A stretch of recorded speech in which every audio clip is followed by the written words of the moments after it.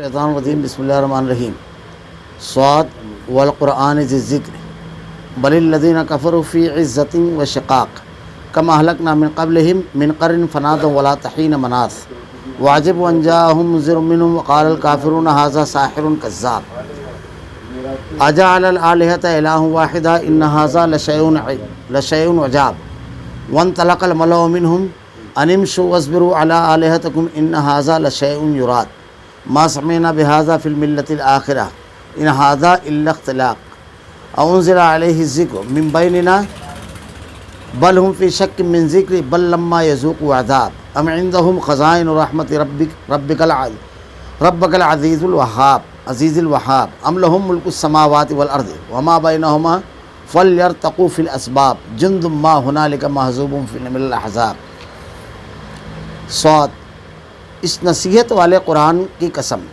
بلکہ کفار غرور و مخالفت میں پڑے ہوئے ہیں۔ ہم نے ان سے پہلے بھی بہت سی امتوں کو تباہ کر ڈالا تو انہوں نے ہر چند چیخ و پکار کی، لیکن وہ وقت چھٹکارے کا نہ تھا، اور کافروں کو اس بات پر تعجب ہوا کہ انہی میں سے ایک انہیں ڈرانے والا آ گیا اور کہنے لگے یہ تو جادوگر اور جھوٹا ہے۔ کیا اس نے اتنے سارے معبودوں کا ایک ہی معبود کر دیا؟ واقعی یہ بہت ہی عجیب بات ہے۔ ان کے سردار یہ کہتے ہوئے چلے کہ چلو جی اور اپنے معبودوں پر جمے رہو، یقیناً اس بات میں کوئی غرض ہے۔ ہم نے یہ بات پچھلے دن میں نہیں سنی، کچھ نہیں تو یہ تو صرف من گھڑت ہے۔ کیا ہم سب میں سے اسی پر کلام الہی نازل کیا گیا؟ دراصل یہ لوگ میری وحیوں کی طرف شک میں ہیں، بلکہ صحیح ہے کہ انہوں نے اب تک میرا عذاب چکھا ہی نہیں۔ یا کیا ان کے پاس تیرے زبردست و فیاض رب کی رحمت کے خزانے ہیں؟ یا کیا آسمان و زمین اور ان کے درمیان کی ہر چیز کی بادشاہت انہی کی ہے؟ تو پھر یہ رسیاں تان کر چڑھ جائیں۔ یہ بھی لشکروں میں سے شکست تو پایا ہوا چھوٹا سا لشکر ہے۔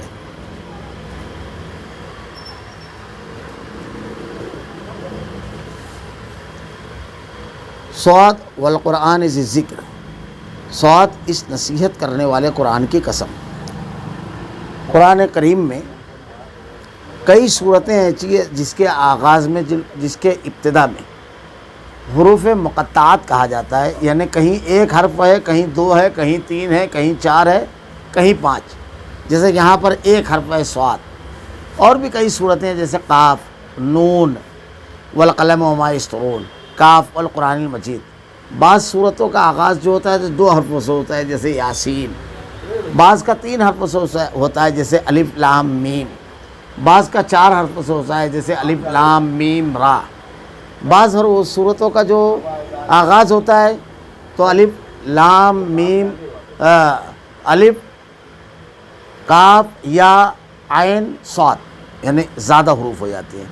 تو ان حروف کا کوئی بھی ترجمہ اور معنی نہیں بیان کیا گیا۔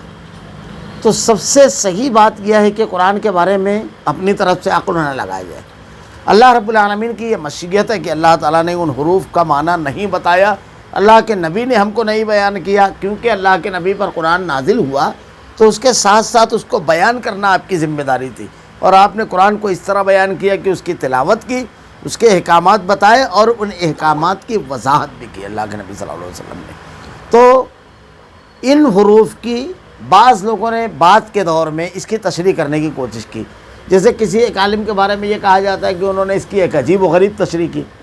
یہ ایک تشریح کی آج کے دور میں کہ جیسے ہم لوگ فون اٹھاتے ہیں اور فون اٹھا کر کے ہلو کہتے ہیں، تو اس کا کوئی معنی نہیں ہوتا ہے، بس یہ ہے کہ گفتگو کا آغاز کیا جا رہا ہے۔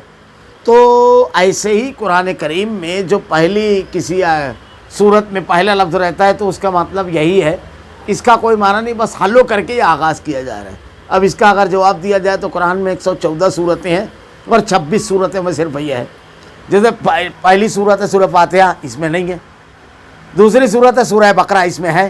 تیسری صورت ہے آل عمران، اس میں ہے الف لام میم الف لام میم۔ چوتھی صورت ہے سورہ نساء، اس میں نہیں ہے، یا ایھا الناس اتقوا ڈائریکٹ شروع ہوتی ہے۔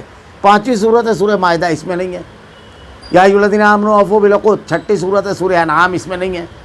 ساتویں صورت ہے سورہ مائدہ، اس میں ہے۔ آٹھویں صورت ہے سورہ انفال، اس میں نہیں ہے۔ نویں ہے سورہ توبہ، اس میں نہیں ہے۔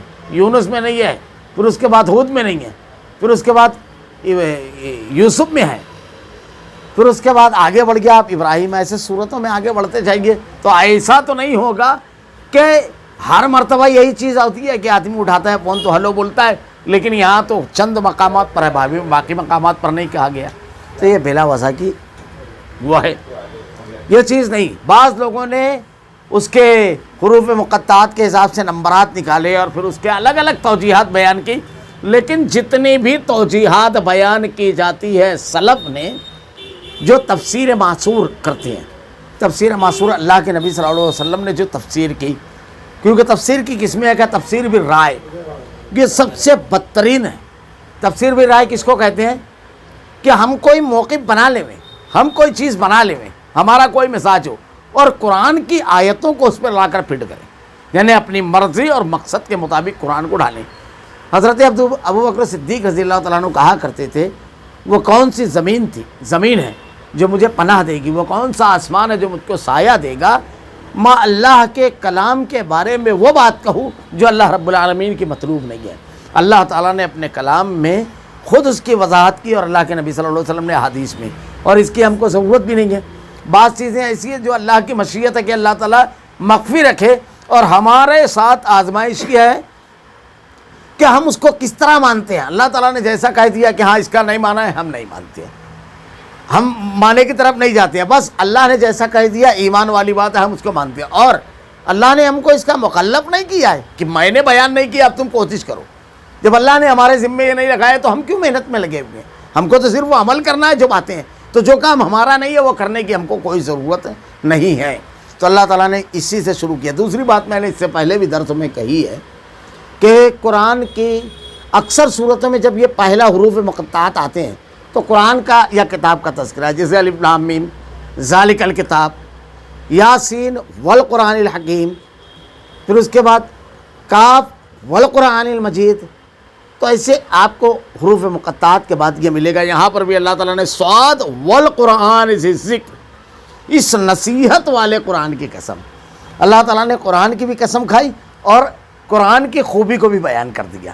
ایک بات یہاں پر سمجھ لیجیے، قسم کا معاملہ، اللہ رب العالمین اس پوری کائنات کا خالق و مالک ہے، وہ جس چیز کی چاہے قسم کھا سکتا ہے، جیسے اللہ تعالیٰ نے والتین والزیتون لا اقسم بہذا البلد، مختلف مقامات پر مختلف چیزوں کی قسم کھائی اللہ تعالیٰ نے۔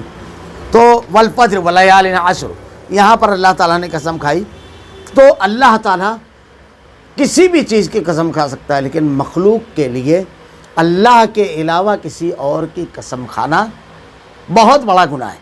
اللہ کے نبی صلی اللہ علیہ وسلم نے ارشاد فرمایا کہ من حلف لغیر اللہ فقط اشرک فقط اکفر، دونوں الفاظ حدیث میں، کہ اللہ کے علاوہ غیر اللہ کی قسم کھانا شرک ہے، کفر ہے۔ ہمارے یہاں جہالت کی بنیاد پر بعض لوگوں کا معاملہ ایسا رہتا ہے کہ کبھی وہ اپنے سر کی، اپنے بچوں کی، ماں کی، نہ جانے کس کی قسم کھاتے ہیں، اللہ کے علاوہ کسی اور کی قسم نہیں کھانا۔ اور اللہ کے نبی صلی اللہ علیہ وسلم کی زندگی میں کبھی آپ کو نہیں ملے گا کہ آپ نے اللہ کے علاوہ کسی اور کی قسم کھائی، جیسے حدیث میں آتا ہے کہ اللہ کے نبی نے کہا واللہ لا ادری، واللہ لا ادری، اور اللہ کی قسم میں نہیں جانتا، اور اللہ کی قسم میں نہیں جانتا، اللہ کے نبی صلی اللہ علیہ وسلم۔ صحابہ کرام کا بھی معاملہ آپ کو یہ ملے گا، تو کسی اور کی قسم نہیں کھانا چاہیے۔ قسم کے جو احکامات ہیں اس کی تفصیلات 7ویں پارے میں گزر چکی کہ قسم کی 3 قسمیں ہیں، قسم لغو، قسم غموس اور قسم عاقدہ۔ تو قسم عاقدہ جو ہوتی ہے نا، تو قسم لغو جو ہے اس کا کوئی کفارہ نہیں، جیسے آدمی کا تقیہ کلام رہتا ہے میں قسم سے یہ بات کہہ رہا ہوں، میں قسم سے، یہ لغو ہے، تو اس پر کوئی معاملہ نہیں ہے۔ لیکن قسم جو ہوتی ہے ایسی، جیسے غموس ہے، غلط قسم آدمی کھاتا ہے، وہ قسم عاقدہ جو ہے اگر اس کو توڑا جائے تو اس کا کفارہ ہے، اس کی تفصیلات گزر چکی۔ اللہ نے یہاں پر قسم کھائی، اور دوسری بات کہی اس نصیحت والے قرآن کی، اللہ کی طرف سے نازل کیا گیا ہے، اللہ تعالیٰ نے اس میں نصیحت کی ہے، کس چیز کی؟ اس دنیا میں کیسے زندگی گزارنے کی، ہم کو گھر میں کیسے رہنا ہے اس کی نصیحت کی اللہ رب العالمین نے، ہم کو بازار میں کیسے رہنا ہے اس کی نصیحت کی ہے، تو ہم کو اللہ کے نازل کردہ نصیحت کے مطابق زندگی گزارنا چاہیے۔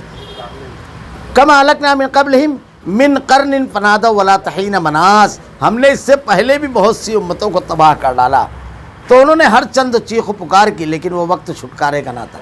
یہ مشرکین مکہ کا عمل یہاں پر نقل کیا گیا ہے۔ تو یہ جو اوپر بیان کیا گیا نصیحت والے قرآن کی، اب نصیحت مشرکین مکہ کے لیے کوئی فائدہ مند نہیں ہوئی. کیوں نہیں فائدہ مند ہوئی؟ اس لیے کہ ان کے اندر مخالفت تھی، بغض تھا، عناد تھا، تکبر تھا. نصیحت والا قرآن ہے یہ، تو فائدہ مند کس کے لیے؟ جو اس کو قبول کرے گا. دنیا میں بھی آپ بالکل آسانی سے دیکھیے، ہر غذا ہر سخت کو شوٹ نہیں کرتی ہے. اس کا معدہ بھی تو اس کو شوٹ کرنے کے لائق ہونا چاہیے نا. اگر ایک آدمی کا معدہ اس کے لائق نہیں ہے، آپ اس کو وہ غذا کھلا رہے ہیں تو وہ اس کو ہضم نہیں کر پائے گا. تو ہدایت کا معاملہ ایسا ہے کہ اگر اس میں استکبار، سب سے پہلے تکبر کس نے کیا؟ ابلیس نے. اللہ نے حکم دیا، فرشتوں نے مان لیا، اس نے نہیں مانا. کس چیز نے اس کو روکا؟ استکبار نے. مشرکین مکہ دنیا میں جتنے بھی اللہ کی نازل کردہ ہدایت کو ماننے سے رکتے ہیں، سب سے پہلی چیز ان کا رہتا ہے استکبار، تکبر. میں بہت ہوں، مجھ کو بہت اچھا سمجھتا ہے، مجھ سے زیادہ کس کو معلوم ہے، اور ہمارے سے زیادہ کون صحیح ہے. اللہ کے بندے ہو، ساری نعمتیں اللہ کی ہے، اپنے آپ کو اللہ کے حوالے کرو. اللہ رب العالمین جس نے تم کو اتنی نعمت دی، پیدا کیا، خالق ہے، اتنی زبردست تو شریعت اور دین دیا، تم سوچتے نہیں اس پر؟ ارے تم بوڑھے ہو جاؤ گے، تمہارا بیٹا نافرمان رہے گا، یہی قرآن یاد آئے گا کہ کاش اس قرآن کو ماننے والا رہتا تو اُفٍّ لَكُمَا وَلَا تَنْهَرْهُمَا وَقُل لَّهُمَا قَوْلًا كَرِيمًا، مجھ کو فرما بردار بیٹا ملتا. تم کسی کے ساتھ لین دین کرو گے اور وہ تمہارے ساتھ دھوکہ کرے گا، یہی قرآن یاد آئے گا کہ دیکھو اگر وہ قرآن کا ماننے والا رہتا تو ایمانداری سے میرا مال لوٹا دیتا. کوئی شخص اگر تمہارے اوپر ظلم کرے گا، یہی قرآن تم کو یاد آئے گا کہ اگر قرآن کا ماننے والا رہتا تو اللہ تعالیٰ تو فَمَن يَعْمَلْ مِثْقَالَ ذَرَّةٍ خَيْرًا يَرَهُ وَمَن يَعْمَلْ مِثْقَالَ ذَرَّةٍ شَرًّا يَرَهُ. قیامت کا خوف ہوتا، کبھی وہ میرے ساتھ نہیں کرتا، ایسا کرتا. اگر تو کوئی تم کو جھوٹ بول کر دھوکہ دے گا، یہی قرآن تم کو یاد آئے گا کہ اللہ تعالیٰ کہتا ہے لعنت اللہ علی الکاذبین، اللہ کی لعنت جھوٹے پر. تو ملعون کام وہ ہرگز نہیں کرتا اگر ایمان والا ہوتا. یہ نصیحت ہے، نصیحت حاصل کرو تمہارے لیے بھی، اور ہر شخص اس کا ماننے والا جب ہو جائے گا تو ہر آدمی کے لیے فائدہ مند رہے گی. ہم نے اس سے پہلے بہت سی امتوں کو تباہ کر ڈالا، تو انہوں نے ہر چند چیخ و پکار کے، لیکن وقت چھٹکارے کا نہ تھا. اس سے پہلے بہت ساری امتیں گزری، مشرکین مکہ کو سمجھایا جا رہا، اور قیامت تک کے تمام انسانوں کو. دیکھو اللہ رب العالمین بندوں کے اوپر رحم کیا کہ اس نے کتاب ہدایت نازل فرمائی، ساری زندگی کا ضابطہ دیا. لیکن اس کو اگر آدمی مان لیتا ہے تو اللہ تعالیٰ دنیا کے اندر بھی راضی رہے گا، اور انعامات کی بارش آخرت میں، جنت. لیکن دنیا میں اگر آدمی نہیں مانے گا، مخالفت کرے گا، اہل حق کو روکے گا، تو دیکھیے بالکل صاف مشرکین مکہ اللہ کے نبی صلی اللہ علیہ وسلم کے ابتدائی دور میں بہت طاقتور تھی. تو کیا کہہ رہے ہیں؟ ہم نے اس سے پہلے بہت سی امتوں کو تباہ کر ڈالا. اللہ تعالیٰ نے کہا کہ تم لوگ سفر کرتے ہو، قوم عاد کی بستیوں سے گزرتے تھے، قوم سمود کی بستیوں سے گزرتے تھے، ان کے گھروں کو دیکھتے تھے، اور معلوم تھا ان کو تاریخ کہ ان لوگوں کے اوپر عذاب آیا. یہود بتاتے تھے ان کو کہ کیسے فرعون غرقاب ہوا. یہ کیوں ہوئے؟ کیا تم کو نہیں سمجھ رہا ہے؟ یہ جھگڑا کیا تھا؟ کوئی ذاتی جھگڑا تو تھا نہیں. انہوں نے اللہ کے دین کی مخالفت کی، نتیجہ کیا ہوا؟ تو تم کو اللہ تاریخ بتا رہا ہے، اسی تاریخ کا حصہ تم بھی نہ بن جاؤ. اس کی گرفت تو جب آئے گی، کیونکہ جب اس کی گرفت تو آئے گی تو کیا ہوگا جانتے ہو؟ انہوں نے ہر چند چیخ و پکار کی، لیکن وقت چھٹکارے کا نہ تھا. جب اس کی پکڑ آتی ہے معاملہ ختم ہو چکا رہتا ہے. فرعون پورے لشکر کے ساتھ غرقاب ہوا. کیا کہہ رہا تھا معلوم؟ قرآن نے نقل کیا، وہ کہتا ہے بنی اسرائیل کے اور اس کے رب پر ایمان لایا. اللہ نے کیا کہا؟ فَالْيَوْمَ نُنَجِّيكَ بِبَدَنِكَ لِتَكُونَ لِمَنْ خَلْفَكَ آیَةً. ہرگز نہیں، آج تجھ کو نہیں، تیرے جسم کو نجات دیں گے، اور قیامت تک کے لیے لوگوں کے لیے دیدہ عبرت بنا دیں گے. آج تک دیدہ عبرت بنا ہوا ہے، بچ سکا. تو جب عذاب آتا ہے تو بچاؤ کی تو ابھی موقع ہے، سیدھے سیدھے اس موقع کا فائدہ اٹھا لو، سیدھے سیدھے. واجب وَأَن جَاءَهُم مُنذِرٌ مِّنْهُمْ وَقَالَ الْكَافِرُونَ هَٰذَا سَاحِرٌ كَذَّابٌ. کافروں کو اس بات پر تعجب ہوا، انہی میں سے ایک ڈرانے والا آ گیا. تو بڑی عجیب بات ہے، ہمارے درمیان بالکل ہماری طرح انسان. قرآن نے دوسری جگہ کہا یہ بازاروں میں چلتا ہے، کھاتا پیتا ہے، تجارت کرتا ہے. یہ کیسے کہ نبی؟ آپ دنیا کے اندر دیکھو، لوگ جب کسی کو بناتے ہیں یہ ہمارا وہ، تو ایسے افسانے اس کے ساتھ لگا دیتے ہیں جس کا حقیقت سے کوئی تعلق نہیں رہتا ہے.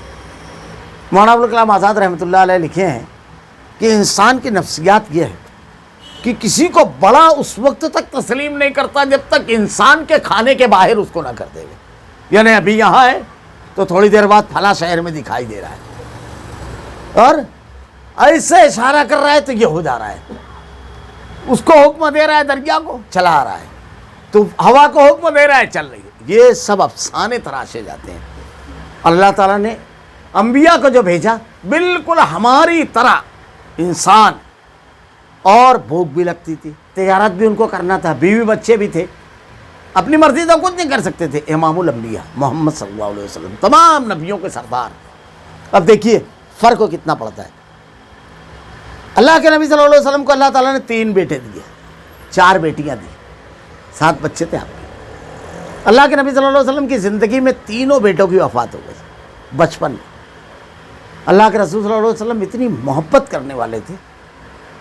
آپ تو جانور کے بھی بارے میں کہا کہ اگر تم سواری یعنی کسی جگہ پڑاؤ ڈالا تو پہلے جانور کا بوجھ اتارو، اس کو بھی خالی کرو اور اتنا بوجھ ڈالو جتنا وہ اٹھا سکتا ہے. اس کو بھوکا مت رکھو باندھ کر کے. تم کھانا کھانے بیٹھے ہو تو گھاس کی جگہ پر رکو تاکہ وہ بھی اپنا کھانا کھا لے. یہ اللہ کے نبی کی تعلیمات ہیں. ابھی قربانی کا موقع ہے، چھری بالکل تیز رکھو، ایک جانور کے سامنے دوسرے جانور کو ذبح نہ کرو. اس کو تکلیف کم سے کم ہونا چاہیے. انسانوں کے بارے میں آپ اتنے ہمدرد تھے کہ غزوہ بدر میں قیدی جو قید ہو کر آئے تو حضرت عباس رضی اللہ تعالیٰ عنہ ان کو مسجد نبی میں باندھا گیا تو ان کو کس کر کے باندھ دیا گیا. تو کرا رہے تھے، تکلیف ہو رہی تھی. اللہ کے نبی صلی اللہ علیہ وسلم سو نہیں سکے. آپ نے صبح کہا، فوراً ان کی رسی ڈھیلی کی گئی. قیدیوں کے بارے میں آپ نے حکم دیا، دیکھو جو قیدی ہیں ان کو وہی کھلانا جو تم کھاتے ہو. تو اللہ کے نبی صلی اللہ علیہ وسلم کا معاملہ ایسا تھا، بڑی محبت اپنی اولاد اپنے نواسوں سے. حضرت امیمہ اللہ کے نبی صلی اللہ علیہ وسلم کی نواسی سجدے کی حالت میں آپ کے اوپر سوار ہو گئے. 70 مرتبہ سے زیادہ سبحان ربی الاعلیٰ پڑھا اور اس کے بعد ارشاد فرمایا، اللہ تعالیٰ آپ پر بے شمار رحمت نازل فرمائے. جملہ کہا، میں اس لیے رک گیا کہ سواری کا مزہ لے لے. اللہ کے نبی صلی اللہ علیہ وسلم چاہتے تھے کہ وہ آپ کے اوپر جب آئی ہے تو کم سے کم تھوڑا سا اس کو لطف مل جائے اس کا. یہ اللہ کے نبی صلی اللہ علیہ وسلم، یہ بچے کا تک کا لحاظ اللہ کے نبی صلی اللہ علیہ وسلم کر رہے ہیں. اللہ کے نبی صلی اللہ علیہ وسلم خطاب کر رہے ہیں. حضرت حسین رضی اللہ، حضرت حسن رضی اللہ تعالیٰ عنہ آتے ہیں اور لڑکڑا کر گرتے ہیں. آپ فوراً لپک کر کے ممبر سے اتر کر کے جا کر کے ان کو اٹھا لیتے ہیں. اب اللہ کے نبی صلی اللہ علیہ وسلم کے سگے بیٹے حضرت ابراہیم کی وفات ہوئی. آپ رو رہے ہیں لیکن آپ کے جملے ہیں، القلب یحزن والعین تدمع، آنکھیں اشک بہار ہے، دل غمزدہ ہے.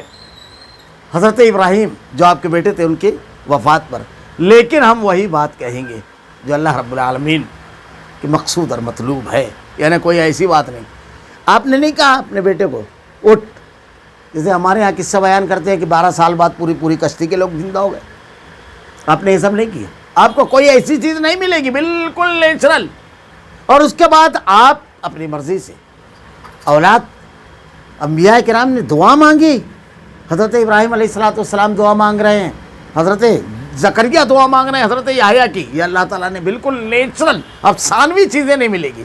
یعنی اس لیے ہم بھی دعا مانگے جب ہم صاحب اولاد نہ ہو تو اب یہ لوگ کیا کہتے ہیں، اس پر تعجب ہوا کہ انہی میں سے ایک ڈرانے والا آ گیا. ارے وہ تو فرشتہ ہونا چاہیے. فرشتہ رہتا تو کیا بولتے، ہماری طرح وہ انسان رہتا، اس کے پیچھے ادرک لہسن رہتا، پیاز لگی رہتی اور اس کے پیچھے بیوی بچے رہتے تو اس کو معلوم رہتا مسائل کا ہے، اس کو تو کھانا ہی پینا نہیں ہے. تو وہ تو الگ مخلوق، ہم الگ مخلوق، اور وہ بولتا ہے جیسے میں کرتا ہوں ویسا کرو. نہ ہمارے تیسا مسائل میں گھر کر کے اگر اس پر عمل کریں تو یہ بات ہے. اور دنیا کے اندر آپ دیکھیے، سیمپل اگر الگ ہو، آپ کو سیمپل الگ دیا جائے اور پھر اس کے بعد جب آپ پروڈکٹ منگائے تو مال الگ آئے تو کیا بولیں گے آپ اس کو ایماندار بولیں گے؟ یہ تو فراڈ بولیں گے نا. تو دنیا میں یہ کرے گا تو کوئی آدمی کیا بولے گا کہ یہ ایمانداری نہیں ہے. وہ خالق ارض و سما جس نے اس کا حکم دیا ایمانداری اور دیانتداری کا رب العالمین نے، وہ تم کو ایسی آزمائش میں ڈالے گا. وہ تو رحیم و کریم ہے. اللہ تعالیٰ نے کیا کہا قرآن کے بارے میں، یرید اللہ، دین کے بارے میں، یرید اللہ بکم اليسر ولا یرید بکم العسر. اللہ تعالیٰ تم کو آسانی دینا چاہتا ہے، تکلیف نہیں دینا چاہتا ہے. ایسا دین دیا، لیٹرین لگی ہے اس سے فارغ ہو کر نماز پڑھو، کھانا بھوک لگی ہے کھانا کھا کر. رمضان المبارک میں طبیعت خراب ہے، چھوڑ دو روزہ، بعد میں پورا کر لیں. عورتوں کو مخصوص ایام آئے یہ اللہ تعالیٰ دیکھیے آسانی کرتا ہے. کھڑے ہو کر نماز نہیں پڑھ سکتے, بیٹھ کر کرو. سفر میں نکلے 4 رکعت کی بجائے 2 رکعت قصر کرو. ہر جگہ آسانی دے رہا ہے رب العالمین. یہاں تنگ کرے گا نا, انسانوں میں سے تھے, بس یہیں پر ایک عقیدہ اور سیدھا کر لیجئے. جو لوگ یہ کہتے ہیں کہ نبی رسول جو تھے وہ انسان نہیں تھے, اس کی تردید بار بار قرآن نے کی ہے. اور یہ اعتراض کس کا ہے, یہ کہنا کس کا ہے؟ اللہ نے قرآن میں نقل کیا, اللہ کا کہنا ہے نا, نبی کے مخالفین کا کہنا ہے. ایک چیز علماء نے بیان کی ہے, شیطان بڑا خطرناک دشمن ہے انسانوں کا. وہ تلوار کے دونوں دھارے استعمال کرتا ہے. اللہ کے نبی کے دور میں, مختلف انبیاء کے دور میں اس نے پہلا دھارا استعمال کیا. کیا؟ ارے یہ ہماری طرح انسان ہے, نبی نہیں ہو سکتا یہ. یعنی آپ کو انسان مانا, نبی نہیں مانا. اب جب آپ کی نبوت کا سکہ چل گیا دنیا میں, دنیا نے آپ کو نبی مان لیا بڑی تعداد نے, تو پھر ان لوگوں کے درمیان ایک دوسرا دھارا تلوار کا استعمال کیا. انہوں نے کہا نبی یہ تو انسان ہے, نبی نہیں ہے. انسان مانا نبی نہیں. بات کے لوگوں نے کہا نبی ہے, انسان نہیں ہے. تلوار کا دوسرا دھارا استعمال کیا. اب یہ لڑنے لگے کہ نہیں, نبی تو ہے مگر انسان نہیں ہے.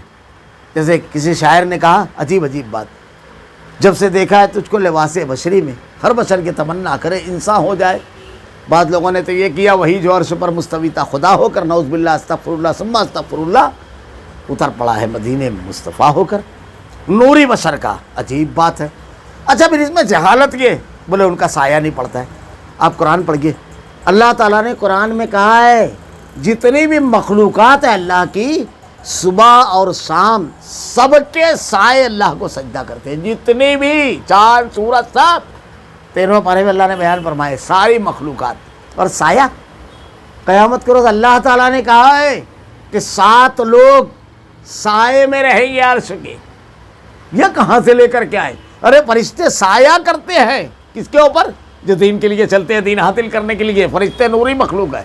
اچھا اس میں پھر کیا کر دیا؟ بولے اگر سایہ مان لیں گے تو بے عزتی ہے. کیوں؟ سایہ نیچے چلے جائے گا تو پیر سے روندا جائے گا. عجیب بات ہے, خود کبھی تجربہ نہیں کیا. سایہ کبھی کسی چیز کے نیچے جاتا ہی نہیں ہے. دیکھا آپ نے؟ سایہ جو ہوتا ہے کسی بھی چیز کو اس کے نیچے ڈالے, یہ پھٹ سے اس کے اوپر آ جائے گا سایہ. سایہ نیچے نہیں جاتا ہے. یہ سایہ پڑا ہوا ہے, آپ کوئی چیز ڈالیے سایہ اس کے اوپر ہو جائے گا. اب یہ عجیب و غریب بات, قوالوں نے ایک چیز بنا دی. اللہ تعالیٰ نے اللہ کے نبی کے بارے میں کہا انسان. اب ایک اور چیز اللہ تعالیٰ کیا کہتا ہے, وَلَقَدْ كَرَّمْنَا بَنِي آدم, ہم نے بنی آدم کو عزت دی, مخلوقات میں عزت دی. اشرف المخلوقات کہتے ہیں.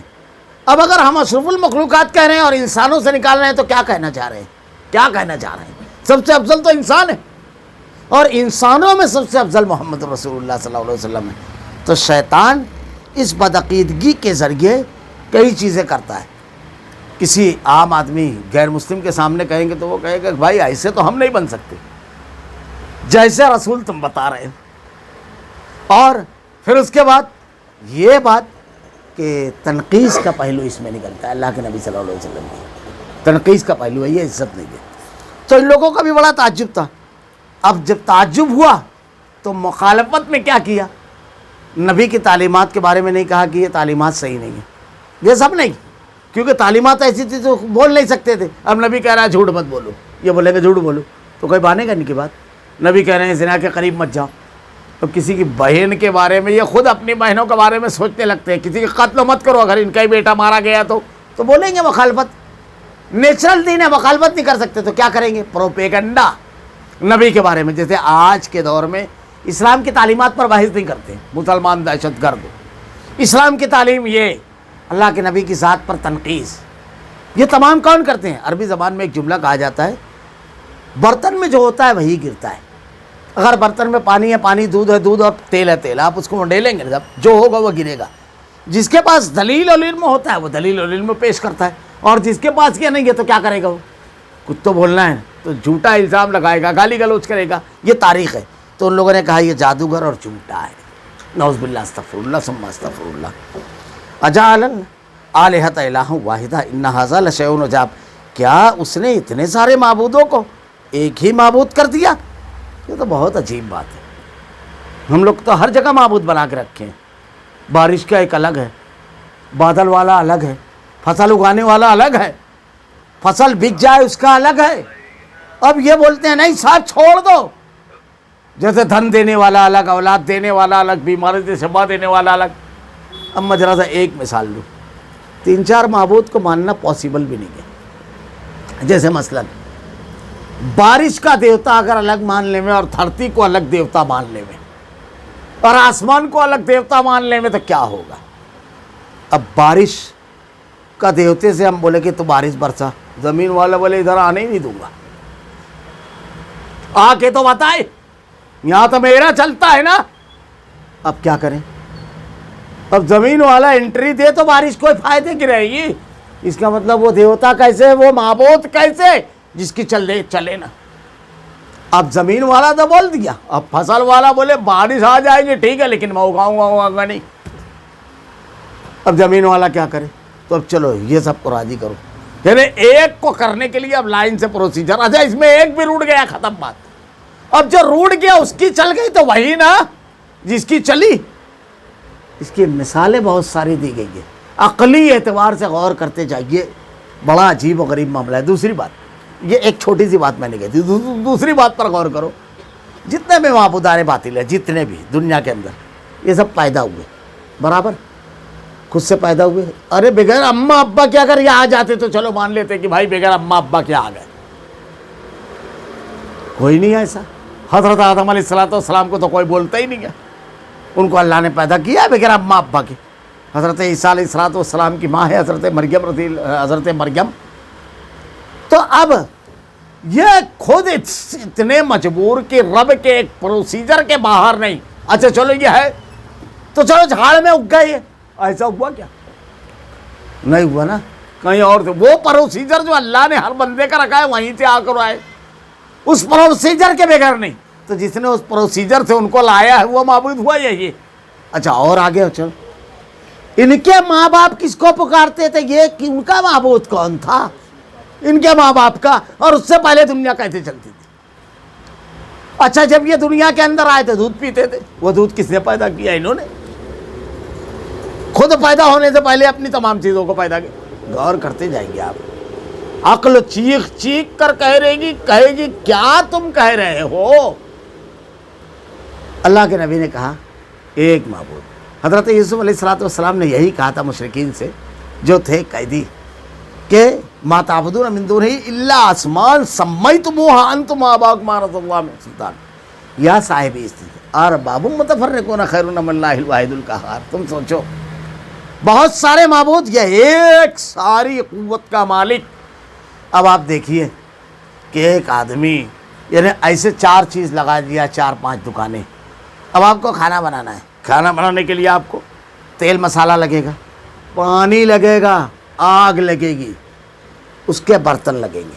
اب فرض کر لیجئے کہ 4 مقامات سے ملنے والے ہیں. اگر سب مل جائے صرف وہ برتن نہ ملے تو کیا ہوگا؟ پکا پائیں گے؟ اور چلو برتن مل گیا خالی پانی نہ ملے تو. اب یہ ایک تھی کہ بند نہیں ہونا چاہیے، جتنی مقدار ہے اتنی ملنا چاہیے. اور ایک جگہ ایسا ہے کہ سب اکٹھا مل جائے گا اور گارنٹیڈ.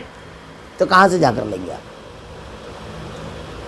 ارے بھائی یہ لیا پھر وہ لیا پھر وہ لیا، پتہ چلا راستے میں وہ والا تو ابھی بند کر کے گیا، اس کے تو پیٹ میں درد ہے. اس کے تو لڑکے کا اسکول کا ٹائم ہو گیا ہے، وہ داخلے کے لیے ڈونیشن بھرنے گیا ہے. یہ سب چالو رہے گا نا. ایک معبود کے بجائے اتنے معبود ماننا یہ خود الگ چیز ہے. ایک معبود برحق. وَانْطَلَقَ الْمَلَأُ مِنْهُمْ أَنِ امْشُوا وَاصْبِرُوا عَلَىٰ آلِهَتِكُمْ إِنَّ هَٰذَا لَشَيْءٌ يُرَادُ. ان کے سردار یہ کہتے ہیں کہ چلو جی اپنے معبود پر جمے رہو، یقیناً اس بات میں کوئی غرض نہیں. یہ تعلیمات یہ سب چیزیں نہیں، یہ ان کی سرداری ختم ہو جائے گی. اپنے معبودے پر جم جاؤ. تو یہ کہہ رہے ہیں کیوں کہ ان کے سارے مفادات ختم ہو جانے والے ہیں، ساری سرداریاں ختم ہو جانے والی ہے اس کی وجہ سے. وَأُنزِلَ عَلَيْهِ الذِّكْرُ مِن بَيْنِنَا بَلْ هُمْ فِي شَكٍّ مِّن ذِكْرِي بَل لَّمَّا يَذُوقُوا عَذَابِ. کیا ہم نے یہ بات پچھلے دن میں بھی نہیں سنی؟ کچھ نہیں. ما سمعنا بهذا فی الملۃ الآخرہ ان هذا الا اختلاق. ہم نے یہ بات پچھلے دن میں بھی نہیں سنی. کچھ نہیں، یہ تو صرف من گڑا تھا. آج تک سنے نہیں باپ دادا سے، یہ کیا نیا لے کر چلا آیا؟ باطل کی دلیلیں، میں کئی مرتبہ اس سے پہلے کہا ہوں، افراد بدلتے ہیں، چہرے بدلتے ہیں، زبانیں بدلتی ہیں، الفاظ نہیں بدلتے ہیں، دلیل وہی رہتی ہے، کیونکہ سوالات وہی رہیں گے ان کے پاس، جواب اللہ نے دے دیا۔ آج تک سنے نہیں ہے، بالکل نیا لے کر کے چلا آیا۔ بھائی میرے تو جو لایا وہ بھی تو نیا ہے، یہ لوگ تو سب پیدا ہوئے، ان کی پوری تاریخ ہے، اس سے پہلے نہیں تھا وہ، لیکن یہ جس نے لایا ہے وہ خالق ارض و سما کا ہے، اس کا نہیں ہے، اللہ کا ہے۔ آپ جواب کس کو دے رہے ہو؟ نبی کا، قرآن حدیث کا مخالف یہ بھول جاتا ہے کہ وہ اللہ کا مخالف ہے۔ اللہ تعالیٰ نے اسی لیے بار بار منع کیا ہے، بار بار روکا ہے۔ یہی وہ کہتے تھے، کیا ہم سب میں اسی پر کلام نازل کیا گیا؟ دراصل انزل الیہ الذکر من بیننا بل ہم فی شک من ذکر بل لما یذوقوا عذاب، یہ لوگ میری وحیوں کی طرف شک میں ہیں۔ یہی کیوں ملا، پالا پہ کیوں نہیں؟ اب یہاں پر ایک سوال یہ ہے، اگر وہ رہتا تو اس کو بھی چار لوگ بولتے کہ اس کو کیوں؟ تو تم میں کھڑے ہی ہو جاتے کچھ لوگ۔ اچھا اللہ کے نبی کیسے تھے؟ سیرت اور تاریخ پڑھیے، مکہ کے لوگ کہتے تھے کہ صادق و امین، ایسا ہماری نسلوں میں نہیں دیکھا۔ ایسے بے مثال شخص کے اوپر جب قرآن نازل ہوا تو تم اس پر سوال اٹھا رہے ہیں۔ اچھا اللہ خالق و مالک ہے، وہ صحیح فیصلہ کرے گا یا تم کہ کس کو نازل کرنا ہے؟ تم بتاؤ گے اللہ کو؟ تم مخلوق ہو، تمہاری ہدایت کا سامان وہ دے رہا ہے، تم خود گمراہ ہو، تم خود صحیح فیصلہ نہیں کر سکتے، اللہ تعالیٰ کا یہ فیصلہ ہے۔ تو اب اس پر اعتراض دیکھو، یہود اللہ کے نبی صلی اللہ علیہ وسلم کے پاس آیا اور کہا کہ ہم چند سوالات کریں گے، اس کا جواب صرف اور صرف نبی دے سکتا ہے۔ تو کہا اللہ کے نبی نے، پوچھو انشاءاللہ میں اللہ کی مدد سے جواب دوں گا۔ کہا یہ بتاؤ جنت میں سب سے پہلی میزبانی کیا پیش کی جائے گی؟ تو کہا مچھلی کی کلیجی۔ اچھا یہ بتائیے کیوں کبھی نر ہوتا ہے کبھی مادہ، یعنی بچہ کبھی لڑکی کبھی لڑکا؟ کہا جس کا نطفہ غالب آ جاتا ہے وہ ہوتا ہے۔ اچھا یہ بتاؤ آپ کس چیز کو بنی اسرائیل پر اللہ تعالیٰ نے کس نبی کی قسم کی بنیاد پر بطور گرفت کس چیز کو حرام کیا تھا؟ کہا اونٹ کی چربی، اس کو بنی اسرائیل پر حضرت اسرائیل کے بد دعا تھی وہ ان لوگوں کی مخالفت کی وجہ سے۔ کہا یہ، کہا اچھا آپ کے اوپر وحی کون لے کر آتا ہے؟ کہا حضرت جبرائیل۔ معاملہ بن جاتا، لیکن حضرت جبرائیل لے کر آئے نا، یہ تو عذاب لے کر آئے ہیں، بہت خطرناک ہے، اس وجہ سے نہیں مانیں گے۔ کیا کہا پہلے؟ یہ کہا، اور اس کے بعد کیا؟ تو تم تعلیمات کا انکار کر رہے، کون لایا یہ اللہ بہتر جانتا ہے کہ کس کے ذریعے بھیجنا ہے، تم فیصلہ کرو گے کون لائے گا۔ تم کو اللہ تعالیٰ نے یہ نہیں کہا لانے والے پر بحث کرو، کیا کہا ہے؟ جو میرا پیغام ہے اس کے اوپر عمل کرو۔ یہاں پر کیا بحث کر رہے ہیں لوگ؟ ان کے اوپر کیوں آیا؟ اللہ تعالیٰ نے اس کے لیے ہم کو کہا ہے جو تعلیمات دی ہے اس کے اوپر عمل کرو۔ کہا کیا ہم سب اسی کلام الہی پر نہ، ہم سب پر کیوں نہیں نازل کیا گیا؟ وہ کہتے ہیں نا ہمارے بڑے نے کیوں نہیں بتایا، ہمارے یہاں کیوں نہیں ہے، یہ سب اسی میں داخل ہے، یاد رکھیے سب اسی میں داخل ہو جاتا ہے۔ یہ ہمارے یہاں کیوں نہیں، ان کو کیوں نہیں معلوم پڑا، یہ سب چیزیں اسی میں داخل ہے۔ دراصل یہ لوگ میری وحیوں کی طرف شک کر رہے ہیں، اللہ نے نازل کیا آپ نے اس کا انکار کر دیا، تو آپ اللہ کی وحیوں پر شک کر رہے ہو کہ اللہ کے نبی کو صرف معلوم، فلاں امام فلاں فقیہ فلاں محدث فلاں پیر کو نہیں معلوم، ان کو تو یہ تو بیان کرنا چاہیے نا۔ اللہ تعالیٰ نے وحی نبی کے اوپر نازل کی ہے کہ ان لوگوں کے اوپر نازل کی ہے۔ ڈرنا چاہیے، اللہ سے ڈرنا چاہیے۔ دراصل یہ لوگ میری وحیوں کی طرف شک میں ہیں، بلکہ بل لما یذوقوا عذاب، بلکہ یہ صحیح ہے کہ انہوں نے اب تک میرا عذاب نہیں چکھا۔ اعتراض کہاں ہے تم کو دیکھنا چاہیے۔ ام عندہم خزائن رحمت ربک العزیز الوہاب، کیا ان کے پاس تیرے زبردست و فیاض رب کی طرح رحمت کے خزانے ہیں؟ ہیں ان کے پاس؟ اللہ تعالیٰ تو ایسا رحیم و کریم رب ہے کہ موسیٰ اور فرعون دونوں کو اتنی ہی ہوا دیتا تھا، سورج کی اتنی ہی روشنی، نمرود و ابراہیم کو، اللہ کے نبی صلی اللہ علیہ وسلم اور ابو لہب کو۔ یہ تمہارا معاملہ یہ جس سے دشمنی ہوتی ہے ان کی زندگی تنگ کر دیتے ہو، یہ تمہارا معاملہ ہے۔ تمہارے پاس اللہ کے خزانے، اور کیسے خزانوں کا رب ہے، کیسے خزانے، اس کو تصور نہیں کر سکتے۔ تم کو تو معلوم بھی نہیں اللہ کے خزانے کیا ہے۔ ماضی میں لوگوں کو نہیں معلوم تھا کہ زمین میں پٹرول ہے، یورانیم ہے، یہ نہیں معلوم تھا ابرک ہے زمین کے اندر کی، تو سب ترقیات ہوئی تو معلوم پڑا۔ یہ نہیں معلوم تھا کہ زمین کے اندر اور نہ جانے کتنے معدنیات ہیں، یہ نہیں علم ہوتا زمین میں انسان کو، بعد میں معلوم پڑا۔ ابھی انسانی جسم کے اندر کیا کیا ہے، کون کون پارٹ اور کیا کیا کام کرتا ہے، یہ سب نہیں معلوم تھا انسان کو۔ اب جدید ترقیات نے یہ سب چیزیں مشینوں کے ذریعے معلوم پڑا۔ سورج کے، زمین کے، آسمان کے، درختوں کے خواص کیا ہیں، خزانے، ایک درختوں میں کتنی پتیاں ہیں، ان پتیوں میں کیا کیا خوبیاں، یہ نہیں معلوم تھا۔ ابھی دیکھیے ایک رپورٹ آئی درختوں کے بارے میں، ہم جانتے ہیں کہ وہ دن میں کاربن ڈائی آکسائڈ کھینچتا ہے اور آکسیجن خارج کرتا ہے، ایک پروسیجر ہے۔ آپ کو معلوم ہے درختوں کی ہر پتی میں اللہ تعالیٰ نے اس پروسیجر کو رکھا ہے، ہر پتی عمل کرتی ہے۔ اگر اس کو زمین پر بنایا جائے تو اس پروسیجر کو پورا کرنے کے لیے جو فیکٹری تعمیر ہوگی وہ 9 کلومیٹر پر تعمیر ہوگی۔ اللہ تعالیٰ نے نیم اور املی کی پتی میں وہ پروسیجر رکھ دیا رب العالمین نے، معمولی چیز ہے۔ ایسے خزانوں کا مالک ہے۔ ہمارے یہاں فضائی آلودگی ایک مسئلہ بنا ہوا ہے تمہارے پاس اللہ تعالیٰ کا خزانہ دیکھو، اس کی یہ مخلوق ہے سورج، اور یہ مخلوق ہے زمین، ہوا، اور یہ درخت جو فضائی آلودگیوں کو ختم کرتے ہیں، یہ اس کی مخلوق ہے تمہارے پاس۔ ہر چیز پر اس پہ غور سے کر سکتے ہیں۔ ام لہم ملک السماوات والارض وما بینہما فلیرتقوا فی الاسباب، یا کیا آسمان و زمین اور ان کے درمیان ہر چیز کی بادشاہت ان کی ہے؟ تو پھر یہ رسی تان کر چڑھ جائیں آسمان میں۔ اتنی ٹیکنالوجی کے باوجود انسان جان سکا یورانیم، انتہائی توانائی، سب سے زیادہ توانائی اسی میں ہوتی ہے۔ اس گیس، اس توانائی کو ڈال کر کے ہم جو زمین کا کثیرے شکلوں کا نظام ہے اس کو توڑ کر کے اوپر جاتے ہیں، لیکن ایک حد، بہت سارے سیارے ثوابت جو کائنات میں دکھائی دے رہے ہیں انسان وہاں تک پہنچا نہیں ہے۔ امریکہ نے جو سیارہ چھوڑا تھا واجر 2، وہ اپنی مدت سے زیادہ چلا، جو سیاروں کے قریب سے گزرا تھا، یہاں سے وہ فوٹو وغیرہ بھیجا، انسان وہاں تک پہنچ نہیں سکا ہے۔ ٹیکنالوجی ایسے نہیں ہے یہ ترقیات کے باوجود، وہ چڑھ جائیں گے۔ فرعون نے کہا تھا حمان کو ایک اونچی عمارت بنا تاکہ وہاں سے جھانک لوں موسیٰ کے رب کو۔ کتنی بلندی پر ہے آسمان، یہ سیارے کتنی کتنی دور ہیں، ہے تمہارے پاس کوئی معبود ہے، کوئی ٹیکنالوجی ہے، کوئی علم ہے، کوئی ذریعہ ہے؟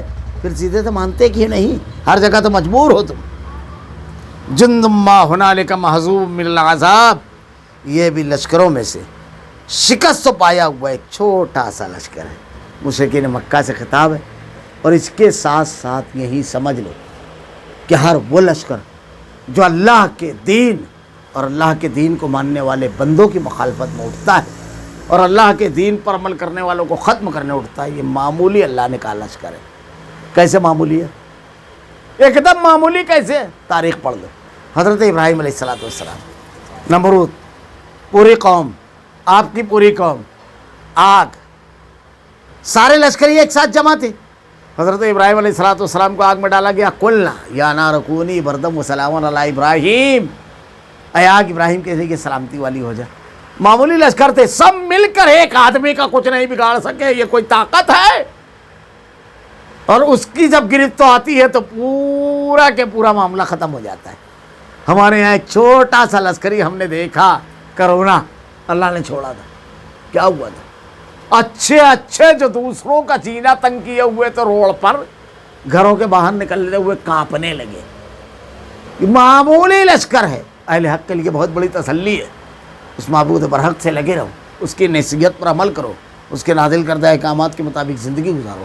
اللہ رب العالمین سے دعا ہے کہ رب العالمین اب اس سے پہلے، اس کے بعد یہ جو مخالفت کر رہے ہیں تو کیسی قومیں گزری اور ان کا کیا انجام، بڑی زبردست اہل ایمان کے لیے بھی تسلی ہے، اللہ کے نبی اور صحابہ کرام کے لیے یہ قرآن نصیحت ہے، ہمارے لیے بھی ڈر مت۔ ڈاکٹر کے پاس جائیے، نصیحت کرتا ہے نا، کوئی ٹینشن نہیں، یہ دوا کھا لے انشاءاللہ اللہ شفا دے دے گا۔ اللہ تعالیٰ بھی کہہ رہا ہے ساری قوتوں کا مالک میں ہوں، تو کیوں؟ بہت بڑی نصیحت ہے، یہ بہت بڑی تسلی ہے۔ اور وہ قوتیں جن کو اللہ نے تباہ کیا اس کی انشاءاللہ تفصیل آ رہی ہے آگے۔ اللہ تعالیٰ سے دعا ہے کہ رب العالمین قرآن کو پڑھنے، سمجھنے اور اس میں نازل کردہ احکامات کے مطابق زندگی گزارنے کی توفیق دے۔ اللہ صرف تیرے سامنے جھکنے والا بنا رب العالمین۔ رب العالمین تیرے ان احکامات کو سنتے ہی سمع و طاعت کا جذبہ بیدار کر رب العالمین، شیطان کے بہکاوے سے محفوظ رکھ۔ اللہ تیرے کرام کی آیتیں اور تیرے نبی کی حدیث کو ہمارا کردار و عمل بنا دے، ہمارا خاتمہ ایمان پر فرما۔